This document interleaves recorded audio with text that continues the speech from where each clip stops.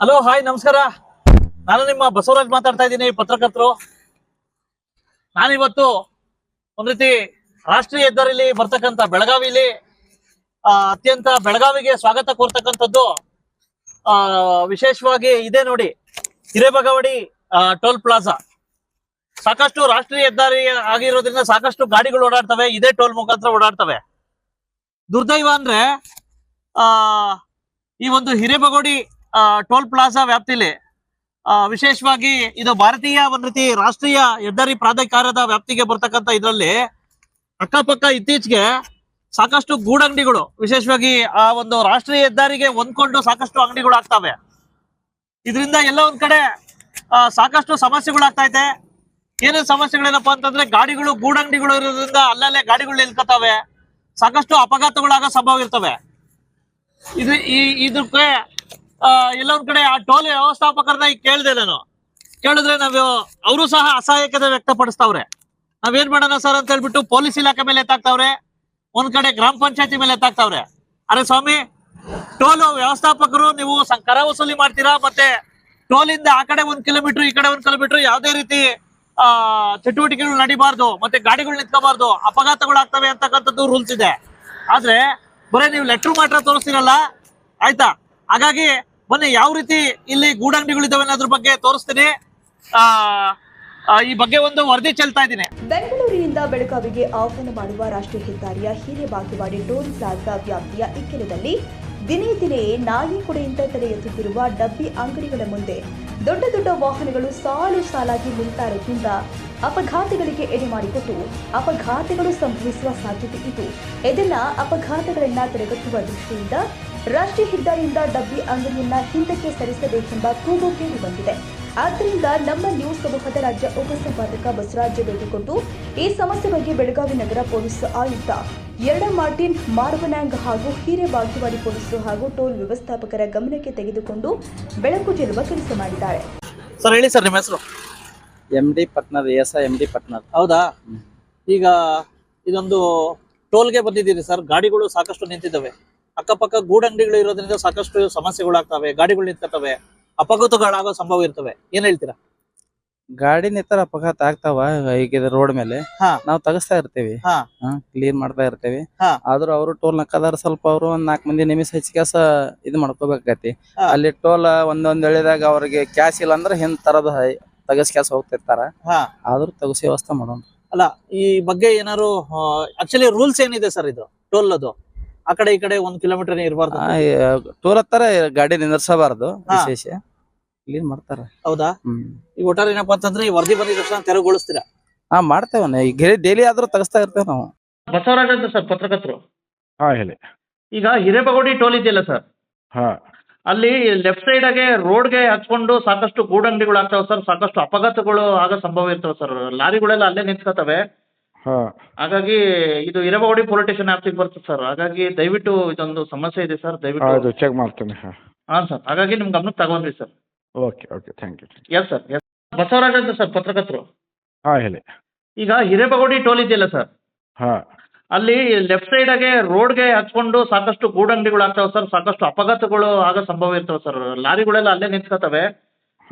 ಹಾಗಾಗಿ ಇದು ಹಿರೇಬಗೌಡಿ police station ವ್ಯಾಪ್ತಿಗೆ ಬರ್ತದೆ ಸರ್. ಹಾಗಾಗಿ ದಯವಿಟ್ಟು ಇದೊಂದು ಸಮಸ್ಯೆ ಇದೆ ಸರ್, ದಯವಿಟ್ಟು ಚೆಕ್ ಮಾಡ್ತೀನಿ. ಸರ್, ಹಾಗಾಗಿ ನಿಮ್ ಗಮನಕ್ಕೆ ತಗೊಂಡ್ರಿ sir. Okay, thank you. Yes sir, yes. ನಾನು ಬಸವರಾಜ್ ಮಾತಾಡ್ತಾ ಇದ್ದೀನಿ, ಪತ್ರಕರ್ತರು. ವಿಶೇಷವಾಗಿ ನಾನು ಇವತ್ತು ಒಂದು ರೀತಿ ಹಿರೇಬಗೌಡಿ ಒಂದು ರೀತಿ ಟೋಲ್ ಪ್ಲಾಜಾಗೆ ಹೋಗಿದ್ದೆ. ಕಳೆದ ಒಂದು 5 ದಿವಸಗಳ ಹಿಂದೆ ಹಿರೇಬಗೌಡಿ ಮಾಜಿ ಅಧ್ಯಕ್ಷರಾಗಿರ್ತಕ್ಕಂಥ ಶ್ರೀ ಪಾಟೀಲ್ ಅವರು ನನಗೆ ಕಾಲ್ ಮಾಡಿದ್ರು.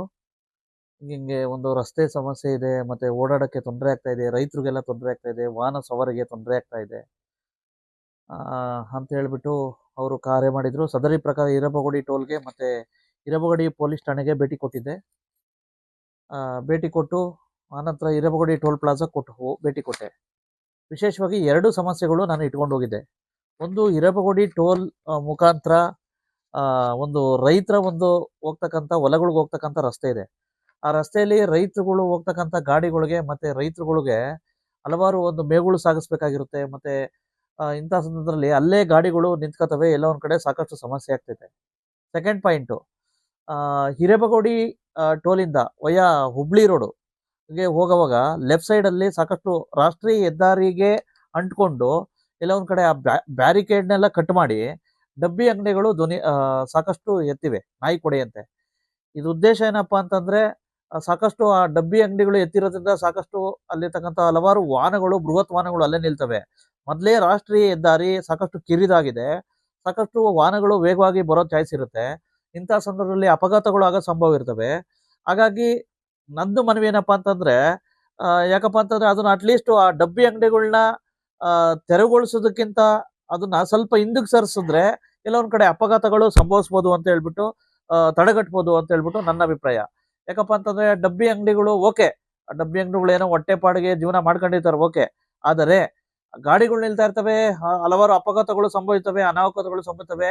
ಇದನ್ನ ತಪ್ಪಿಸಲು ಏನಪ್ಪಾ ಮಾಡ್ಬೇಕಂದ್ರೆ ಅಟ್ಲೀಸ್ಟ್ ಹಿರೇಬಗಡಿ ಟೋಲ್ ಪ್ಲಾಜಾದವರು ಅವನ್ನ ಸ್ವಲ್ಪ ಹಿಂದಕ್ಕಿಟ್ರೆ ರಾಷ್ಟ್ರೀಯ ಹೆದ್ದಾರಿನ ಸಂಪೂರ್ಣವಾಗಿ ಸಮರ್ಪಕವಾಗಿ ಮಾಡಿದ್ರೆ ಎಲ್ಲ ಒಂದ್ ಕಡೆ ಅಪಘಾತಗಳನ್ನ ತಡೆಗಟ್ಟಬಹುದು ಅಂತ ಹೇಳ್ಬಿಟ್ಟು ನನ್ನ ಅಭಿಪ್ರಾಯ. ಈಗ ನಾನು ಕೇಳಿದೆ, ಹಿರೇಬಗೋಡಿ ಪೊಲೀಸ್ ಅವ್ರು ಕೇಳಿದೆ, ಅವರು ಟೋಲ್ ಪ್ಲಾಜಾ ಮತ್ತೆ ಗ್ರಾಮ ಪಂಚಾಯತಿ ಮೇಲೆ ಎತ್ತಾಕ್ತಾರೆ. ಮತ್ತೆ ಗ್ರಾಮ ಪಂಚಾಯತಿ ಅವ್ರಿಗೆ ಹೇಳಿದೆ, ಗ್ರಾಮ ಪಂಚಾಯತಿ ಅವರು ಟೋಲ್ ಪ್ಲಾಜಾ ಮೇಲೆ ಎತ್ತಾಕ್ತಾರೆ. ಟೋಲ್ ಪ್ಲಾಜಾ ಇವ್ರ ಗಮನಕ್ಕೆ ನಾನು ಹೋದ್ರೆ ಟೋಲ್ ಪ್ಲಾಜಾ ಅವರು ಈ ಲೆಟ್ರು ಬರ್ದಿದ್ದೀನಿ ಅಂತ ಹೇಳ್ತಾವ್ರೆ. ವಿಶೇಷವಾಗಿ ಈ ಲೆಟ್ರು ಇದನ್ನ ಸುಮಾರು ಪದೇ ಪದೇ ಇವರೆಲ್ಲ ಕೊಟ್ಟವ್ರು ಬಿಡ್ರಿ, ಸಾಕಷ್ಟು ಒಂದ್ ರೀತಿ ಹಲವಾರು ವಿಷಯಗಳನ್ನ ಹಾಕ್ಬಿಟ್ಟು ಕೊಟ್ಟವ್ರೆ. ಆದರೆ ಬರೀ ಇವ್ರು ಡಾಕ್ಯುಮೆಂಟ್ ಆಗಿ ಮಾತ್ರ ಕೊಟ್ಟವ್ರೆ. ನಾನು ಹಿರೇಬಗೋಡಿ ಟೋಲ್ ಅವ್ರಿಗೆ ಕೇಳೋದೇನಪ್ಪಾ ಅಂತಂದ್ರೆ, ಅಲ್ಲ ಈಗ ನಿಮ್ ವ್ಯಾಪ್ತಿಲಿ ಈಗ ನೀವು ಕರ ವಸೂಲಿ ಮಾಡ್ತೀರಪ್ಪ ಓಕೆ, ಮತ್ತೆ ರಸ್ತೆ ನಿರ್ವಹಣೆ ಮಾಡ್ತಕ್ಕಂಥ ಜವಾಬ್ದಾರಿ ನೀವು ಒತ್ತಿದ್ದೀರಾ ಓಕೆ, ಆದರೆ ನೀವು ರಸ್ತೆ ನಿರ್ವಹಣೆ ಮಾಡೋದ್ರ ಜೊತೆಗೆ ನಿಮ್ಗೆ ಗೊತ್ತಿಲ್ದಿದ್ದಂಗೆ ಏನು ಆ ಬ್ಯಾರಿಕೇಡ್ ಕಟ್ ಮಾಡಿದ್ರಾ, ನಿಮ್ಗೆ ಗೊತ್ತಿಲ್ದಿದ್ದಂಗೆ ಆ ಡಬ್ಬಿ ಅಂಗಡಿಗಳನ್ನ ಹಾಕುದ್ರಾ ಅಂತಕ್ಕಂಥದ್ದೇ ಸಾಕಷ್ಟು ಒಂದ್ ರೀತಿ ಸಂಶಯ ಕಡಿಮೆ ಮಾಡಿ ಕಟ್ಟಿದೆ. ಈಗ ಮ್ಯಾಗೇರಿ ಅವ್ರು ಏನೋ ಹೇಳಿದ್ರು ಬಿಡಿ, ಇಲ್ಲ ಸರ್ ನಮ್ಗೂನು ಒಡೆಯಕ್ ಬರ್ತಾರೆ, ಕೊಡ್ಲಿ ತಗೊಂಡು ಹೊಡೆಯಕ್ ಬರ್ತಾರೆ ಅಂತ.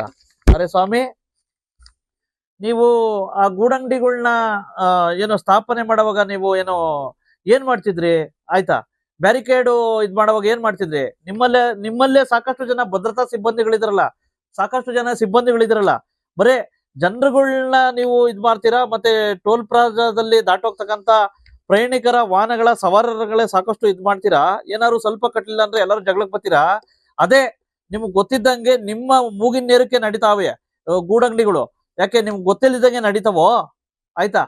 ಹಾಗಾಗಿ ದಯವಿಟ್ಟು ಈ ರೀತಿ ಮೊಂಡಾಟಿಕೆ ಎಲ್ಲ ಬಿಟ್ಬಿಡಿ. ಒಬ್ರ ಮೇಲೆ ಅವ್ರೇ ತಾಕೋದು, ಇವ್ರ ಮೇಲೆ ಅವರೇ ತಾಕೋದು, ಇನ್ನೊಬ್ರು ಅವ್ರೇ ತಾಕೋದು ಬಿಟ್ಬಿಡಿ. ದಯವಿಟ್ಟು ಅವನ್ನ ಗೂಡಂಗಡಿಗಳನ್ನ ದಯವಿಟ್ಟು ಅಟ್ಲೀಸ್ಟ್ ಹಿಂದಕ್ಕೆ ಸರಿಸಿ ಅಪಘಾತಗಳನ್ನ ಒಂದ್ ರೀತಿ ತಡೆಗಟ್ಟಿ ಆಯ್ತಾ ಅಂತ ಹೇಳ್ತಾ, ವಿಶೇಷವಾಗಿ ಮುಂಬರ್ತಕ್ಕಂಥ ದಿನಗಳಲ್ಲಿ ಏನಾದ್ರು ಅಪಘಾತಗಳು ಸಂಭವಿಸಿದ್ರೆ ಆ ಲಾರಿಗಳು ಅಲ್ಲಿ ನಿಂತಿರೋದ್ರಿಂದ ಅದಕ್ಕೆ ನೇರ ಹೊಣೆ ಟೋಲ್ ಪ್ಲಾಜಾದವ್ರೆ. ಯಾಕಪ್ಪ ಅಂದ್ರೆ ನಿಮ್ಮ ಮುಗ್ನೇರಿಕೆ ನಡೀತಾ ಇದೆ ಆಯ್ತಾ. ಈಗ ನೀವು ಹೇಳ್ತೀರಾ ಒಂದ್ ರೀತಿ ನಮ್ಗೆ ಸಾಕಷ್ಟು ನೋಟಿಸ್ ಕೊಟ್ಟಿದೀವಿ ಸರ್ ಅಂತ ಹೇಳ್ಬಿಟ್ಟು ಬರೇ ದಾಖಲೆಗಳ ಮುಖಾಂತರ ಕೊಡ್ತೀರಾ, ಆದ್ರೆ ನೀವೇನು ಏನ್ ಕ್ರಮ ಕೈಗೊಂಡ್ರಿ ಅಂತಕ್ಕಂಥದ್ದು ಗೊತ್ತಾಗ್ತಿಲ್ಲ. ಬರೇ ಪೊಲೀಸ್ ಅವ್ರಿಗೆ ಕೊಟ್ವಿ, ಪಂಚಾಯತ್ ಕೊಟ್ವಿ ಅಂತ ಹೇಳ್ತಾ ಇದ್ದೀರಾ. ಯಾಕೆ ನಿಮ್ ಕೆಲ್ಸ ರೀ ಅದು, ನೀವ್ ಮಾಡ್ಬೇಕ್ರಿ ಅಂತ ಹೇಳ್ತಾ ದಯವಿಟ್ಟು ಇದನ್ನ ಈಗ ಆಲ್ರೆಡಿ ಪೊಲೀಸ್ ಕಮಿಷನರ್ ಸಾಹೇಬರಾಗಿರ್ತಕ್ಕಂಥ ಶ್ರೀ ಎಡಾ ಮಾರ್ಟಿನ್ ಮಾರ್ಬನಾಯಕ್ ಅವ್ರಿಗೂ ಸಹ ಗಮನಕ್ಕೆ ತಗೊಂಡಿದೆ. ಅವರು ಸಹ ಸಕಾರಾತ್ಮಕ ಸ್ಪಂದಿಸಿದ್ರೆ ಬನ್ನಿ ಮುಂಬರ್ತಕ್ಕಂಥ ದಿನಗಳಲ್ಲಿ ಯಾವ ರೀತಿ ಆಗುತ್ತೆ ಅನ್ನೋ ಬಗ್ಗೆ ಕಾದು ನೋಡೋಣ. ನಮ್ಗೆ ಕೇಳೋದೇನಪ್ಪಾ ಅಂತಂದ್ರೆ, ಮಾನ್ಯ ಒಂದ್ ರೀತಿ ಭಾರತೀಯ ರಾಷ್ಟ್ರೀಯ ಹೆದ್ದಾರಿ ಪ್ರಾಧಿಕಾರ ವ್ಯಾಪ್ತಿಯಲ್ಲಿ ಬರ್ತಕ್ಕಂಥ ಹಿರೇಬಗೋಡಿ ಟೋಲ್ ಅವ್ರಿಗೆ ನಾನ್ ಕೇಳೋದು, ಸಾಕಷ್ಟು ಏನಪ್ಪಾ ಅಂತಂದ್ರೆ ಈಗ ನೋಡಿ ಇಲ್ಲಿ ಗೂಡಂಗಡಿಗಳು ಇರ್ತವೆ ಸಾಕಷ್ಟು, ಒಂದ್ ರೀತಿ ನೋಡಿ ಇಲ್ಲಿ ಲಾರಿಗಳೆಲ್ಲ ಯಥೇಚ್ಛವಾಗಿ ನಿಂತ್ಕೊಂಡ್ಬಿಡ್ತವೆ ಆಯ್ತಾ. ರಾಷ್ಟ್ರೀಯ ಹೆದ್ದಾರಿಯಲ್ಲಿ ಸಾಕಷ್ಟು ದ್ವಿಚಕ್ರ ವಾಹನಗಳು ಓಡಾಡೋ ಸಂಭವ ಇರ್ತವೆ. ಮತ್ತೆ ಇಂಥ ಸಂದರ್ಭದಲ್ಲಿ ಎಲ್ಲ ಒಂದ್ ಕಡೆ ವಾಹನಗಳು ನಿಲ್ಗಡೆ ಆಗೋದ್ರಿಂದ ಅಪಘಾತಗಳು ಆಗೋ ಸಂಭವ ಇರ್ತವೆ. ಹಾಗಾಗಿ ಈಗ ನಾನ್ ಕೇಳೋದು ಅಟ್ಲೀಸ್ಟ್ ಯಾಕಪ್ಪ ಅಂತಂದ್ರೆ ಗೂಡಂಗಡಿಗಳು ಹಾಕೊಂಡು ಅವರು ಓಕೆ ಜೀವನ ನಡೆಸ್ತಾರೆ ಓಕೆ, ಅದ್ರ ಬಗ್ಗೆ ನಮ್ದಿಲ್ಲ, ಆದರೆ ಅಟ್ಲೀಸ್ಟ್ ಆ ರಾಷ್ಟ್ರೀಯ ಹೆದ್ದಾರಿಗಿಂತ ಸ್ವಲ್ಪ ಹಿಂದಗಡೆ ಅವರು ಒಂದ್ ರೀತಿ ಶಿಫ್ಟ್ ಮಾಡ್ಬೇಕು ಅಂತಕ್ಕಂಥದ್ದು ನನ್ನ ಅಭಿಪ್ರಾಯ. ಯಾಕಪ್ಪ ಅಂತಂದ್ರೆ ಆ ರಾಷ್ಟ್ರೀಯ ಹೆದ್ದಾರಿಗೆ ಹೊಂದ್ಕೊಂಡಾಗೋದ್ರಿಂದ ಗಾಡಿಗಳು ಇರ್ತಾರೆ, ಎಲ್ಲ ಒಂದ್ ಕಡೆ ಅಪಘಾತಗಳಾಗೋ ಸಂಭವ ಇರ್ತವೆ. ಆದ್ರಿಂದ ದಯವಿಟ್ಟು ಅವನ್ನ ಅಟ್ಲೀಸ್ಟ್ ಸ್ವಲ್ಪ ಹಿಂದಕ್ಕೆ ಏನು ಶಿಫ್ಟ್ ಮಾಡಿದ್ರೆ ಒಳ್ಳೇದು ಅಂತ ಹೇಳ್ಬಿಟ್ಟು ಈ ವರದಿನ ಮುಗಿಸ್ತಾ ಇದ್ದೀನಿ. ಈ ವರದಿ ನಂತರ ಯಾರು ಕ್ರಮ ಕೈಗೊಳ್ತಾರೆ ಅನ್ನೋದ್ರ ಬಗ್ಗೆ ಸಮಗ್ರವಾಗಿ. ಇನ್ನಾದರೂ ಈ ಟೋಲ್ ಪ್ಲಾಜಾದ ರಾಷ್ಟ್ರೀಯ ಹೆದ್ದಾರಿಯಿಂದ ಡಬ್ಬಿ ಅಂಗಡಿಯನ್ನ ಹಿಂದಕ್ಕೆ ಸರಿಸಿ ಅಪಘಾತಗಳ ಸಂಭವವನ್ನ ಕಡಿಮೆ ಮಾಡ್ತಾರಾ ಕಾದು ನೋಡಬೇಕಾಗಿದೆ. ಕನ್ನಡಿಗರ ಮೆಚ್ಚಿನ ನಿಮ್ಮ AJ 24/7 ನ್ಯೂಸ್ ಕನ್ನಡ ವಾಹಿನಿ ಇದೀಗ ಟಿವಿಯಲ್ಲಿ ಲಭ್ಯ. ವೇಳೆ ನೋಟಿಸ್ ಕೊಟ್ಟಿದ್ರೆ ವಾಪಸ್ ತಗೋತೀವಿ. ಇವತ್ತು ವಕ್ಫ್ ಪ್ರಾಪರ್ಟಿ ಅಂತೇಳಿ ಬರ್ತದೆ ಅಂತ ಹೇಳಿದ್ರೆ ರೈತರು ಬೀದಿಗೆ ಬಂದು ಏನ್ ಮಾಡ್ಬೇಕಾಗುತ್ತೆ? ಯಾರು ವೋಟ್ ಹಾಕಲಿಲ್ಲ ಅಂದ್ರೆ ಗ್ಯಾರಂಟಿನೆಲ್ಲ ಸ್ಟಾಪ್ ಮಾಡ್ಬಿಡ್ತೀವಿ.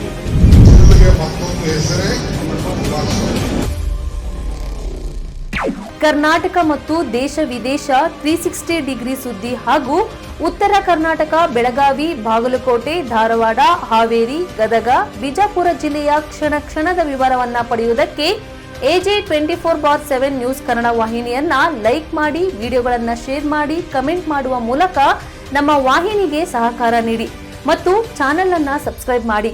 ಧನ್ಯವಾದಗಳು.